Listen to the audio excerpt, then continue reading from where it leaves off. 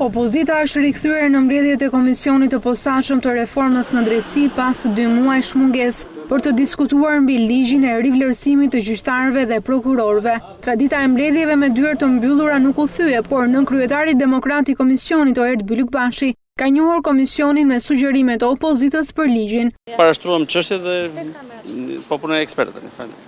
Prezantimi ka qenë i përgjithshëm dhe antarët të mazhorancës, duke vlerësuar parashtrimin e demokratëve, konfirmuan se deri më tani nuk ka një çështje që mund të shërbejë për të ndezur debatin politik. Antarët e shumicës dhe opozitës janë dakordsuar që ligji tashmë të kalojë në duart të ekspertëve për të punuar në mënyrë më të detajuar. Ekspertët do të kenë mundësi pas të njëjtës të marrin në duar materialin e përkthyer me sugjerimet e plotat e Oralius për të nisur punën. Bëhet gjithashtu me dije se thirrja e seancës ka qenë në vëmendje të diskutimeve dhe të gjitha palët kanë qenë dakord për një seancë brenda gushtit, por data ende mbetet e pacaktuar. Në përfundim të mbledhjes, që zgjati më shumë se një orë, përfaqësuesit e mazhorancës nuk bën komente për mediat.